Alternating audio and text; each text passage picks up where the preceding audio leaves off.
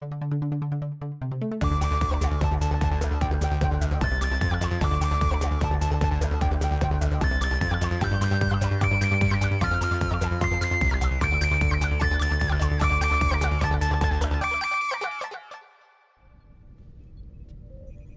of mind. Jonathan Frakes demanded an episode where he gets to go crazy because everyone else already has one. We start out with a disheveled and crazy acting Riker talking to someone he addresses as Doctor, who sounds like Data.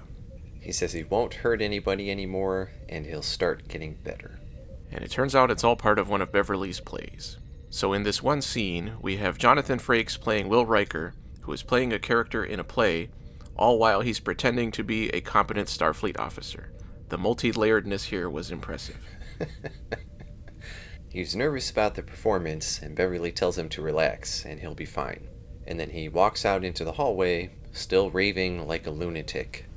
He ends up bumping into an alien getting off the turbo lift, which is in no way unusual, but the show pretends that it is. The Enterprise is heading to a nearby planet, where Riker has to go and evacuate a Federation research team, since the planet has fallen into complete chaos. But Picard tells him he still has to perform in Beverly's play first, because otherwise she'll come after Picard. Worf briefs Riker on the plan, and he gets openly frustrated at Riker's dumb jokes. He's prepping him with a merchant disguise, and tells him he'll have to perform a merchant ritual that involves a giant knife. And Worf's demonstration was really funny. Yes. Michael Dorn is clearly an expert martial artist. He ends up accidentally cutting the side of Riker's head, which was also really funny. So Riker goes to sickbay. Beverly fixes him up, but Riker says his head still hurts. Beverly says he shouldn't feel any pain, which, coming from her, doesn't really mean anything.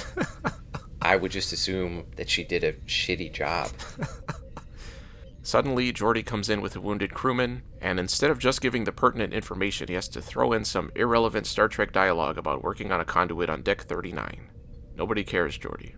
And while on the table, the crewman stares directly at Riker, which unnerves him. He was probably just remembering when he walked by Riker earlier, and he was raving like a lunatic. He's probably thinking, wait, you're still in charge of us?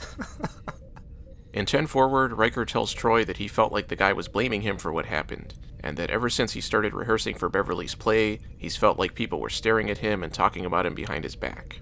He also sees the alien from the turbolift before, but he leaves before Riker can point him out to Troy. During their performance, Riker manages to get his lines right, even though he's really hammering it up. And he ends by yelling that he's not crazy, and during the applause, he notices the alien guy staring at him. And on his last bow, he discovers he's not on the set of the play, but actually in an enclosed room with an alien doctor. He says he can't remember what happened, and he can't even remember his name. And the alien doctor says that he got hurt when he was trying to escape. The doctor says his name is Cyrus, and Riker's had delusions about being in Starfleet. He says they contacted Starfleet and they had never heard of Riker. And he says the pain in his head is because he hit it on a door during his escape attempt. Some of the aliens escort him to the cafeteria, and on the way he sees other aliens, all of the same race, who seem to be dealing with their own mental issues. I like the added touch of all of the muffled screams in the hallway. A female approaches his table, claiming to be a fellow Starfleet officer. She says they were all kidnapped, and there are 3 starships in orbit, and she has a communicator. But when she pulls it out, turns out it's a spoon. I mean, she could have turned a spoon into a communicator. We've seen them make technology out of nothing before. Yeah, that's true, and it is the future. They've got, micro components and stuff that they could put together. One of the guards brings over food, and Riker asks about how he was brought there. The guard, Mavek, mockingly tells him that he killed someone and will be severely punished for it after his trial. So Riker flips out and acts like a total wacko and tries to attack him. He lunges at him really slowly. But Mavek still somehow manages to let himself get choked. They inject Riker with something, and he wakes up in his quarters on the Enterprise. He talks to Beverly about it, and it turns out the play hasn't even happened yet, and it was all a dream. The end.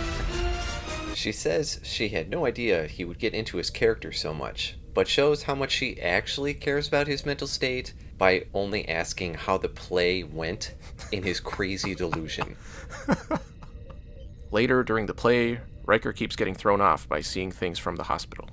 He sees one of the aliens in the audience and claims he's the cause of everything and grabs him, demanding to know who he is. And the alien replies, Lieutenant Suna. Beverly takes him to sickbay and says he is suffering from exhaustion, probably from too much technobabble in previous episodes.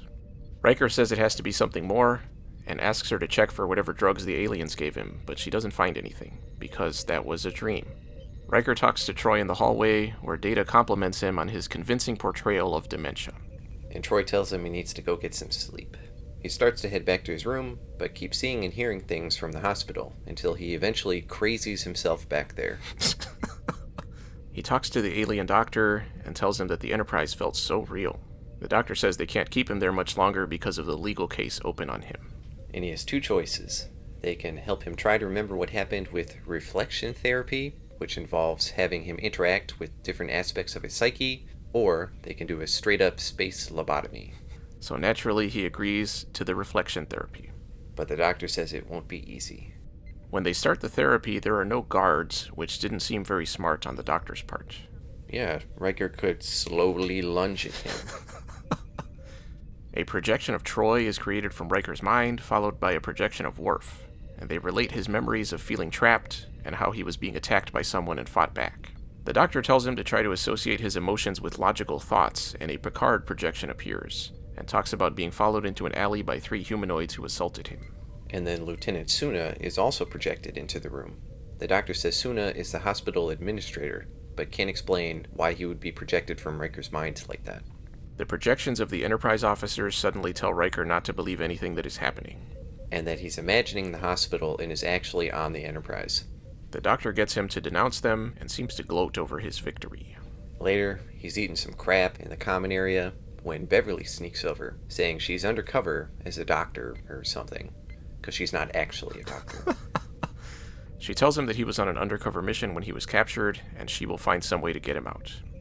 Later in his room, Data and Worf bust in and say they're there to rescue him, but he breaks away and gives their weapons to the hospital staff. But since Data and Worf are both super strong, and one of them probably can't feel pain, they beat down the staff and transport Riker up to the Enterprise.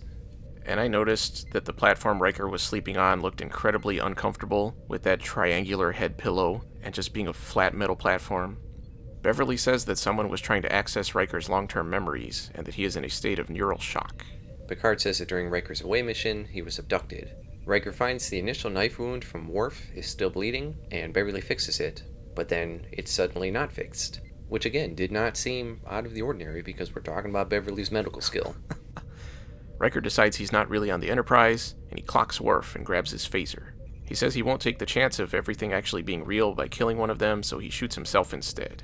Which results in a sweet 90s glass-shattering effect. I mean, it actually was not bad.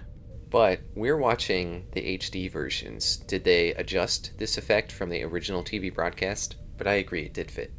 He finds himself back in the cell, where the doctor says he'll have to do the brain surgery after all, because the reflection therapy didn't work. But Riker, still holding the phaser, shoots and shatters Mavek. The doctor tries to talk him down, and Riker says he's going to set the phaser to level 16, which would destroy half of the building. So, 1, how high do these phasers go? And 2, are they carrying around weapons of mass destruction all of the time? Yeah, I certainly would not trust Riker with something like that. He blasts the wall. Hang on, I'm going to keep going with this for a second. So if they're being attacked by a ship, and their weapons are disabled, could someone just reach out the window and shoot at the ship? He blasts the wall and finds that the play audience is sitting behind it. Riker keeps getting more and more agitated, which leads to the audience applauding harder and harder, which was probably my favorite part of this episode. Agreed. He finally smashes into the wall and everything explodes. Including himself. He ends up waking on an operating table, showing that it didn't really happen. He's got a big old brain drill sticking out the side of his head. He busts loose and calls the Enterprise for an emergency transport and gets beamed out. Picard tells him he was abducted 2 days into his way mission, and they were trying to extract strategic information. Whatever the hell that means. They never explain it. The people on the planet are dealing with Starfleet, who has nothing to do with what's happening on the planet. Maybe they were looking for advanced combat techniques, like the slow, stumbling lunge.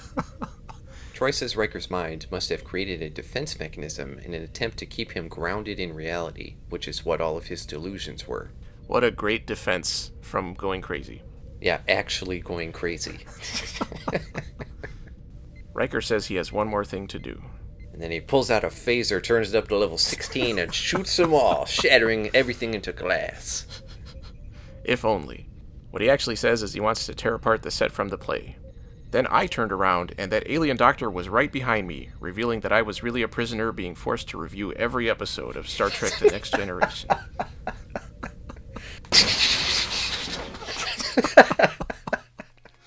Frame of mind. Overall? This episode reminded me of Future Imperfect, but I thought it ended up making more sense and was more intriguing along the way overall. I still thought it was a bit tedious and drawn out, but at least the misdirects were effective and not stupid like they are sometimes in shows like this. I thought Jonathan Frakes' acting was a bit over the top sometimes. There are times when he doesn't think he's crazy yet, but he's acting crazy. Like he makes all these weird facial animations, I'm gonna call them, where he puffs his lips out and just his eyes are bugging out of his head. It was too much. I wish there was a bit more at the end after he was rescued, because there's basically no follow-up to the actual events. Just the resolution of figuring out what was really happening. That seems to be a trend this season that I don't really like. I agree. And that's pretty much all there was to this episode. I thought a lot of the individual scenes were effective. Everything just went on a little too long for me. But I still gave it a B-. I give this one a B. So Riker's been crazy this entire time. And he never pulled out his building-destroying phaser at the end to prove once and for all he was in reality, so I'm going forward from here, thinking the rest of the show is in Riker's head. I liked that he was actually physically in another location and didn't do a Wizard of Oz wake-up scene in his quarters at the end. Yeah, and I also was kind of thinking of Tapestry with Picard on the verge of dying. I thought maybe that's what was happening to Riker. But man, they really wanted to get the most bang for their buck with that glass shattering effect. I wouldn't be surprised if they started using it in the main titles from now on. I also like the redirects and the pacing at the end. There are a lot of movies or shows where it drags too much at the end and loses momentum, but I didn't feel like that happened here. It kept me engaged. As soon as it was over, I over-enthusiastically applauded like my life depended on it. And this is the second time Riker has been abducted and strapped to a table with weirdo aliens, and also the second time he's been in an illusion world. I'm surprised he's even able to go to sleep anymore, period. Or doubt who, what, and where he is every time he wakes up. I did like this one. I didn't think I would based on the opening third, but it changed my mind as it went on, which is kind of cool. Stay tuned for next week when we review the episode Frame of Mind. Wait, isn't that the episode we just did?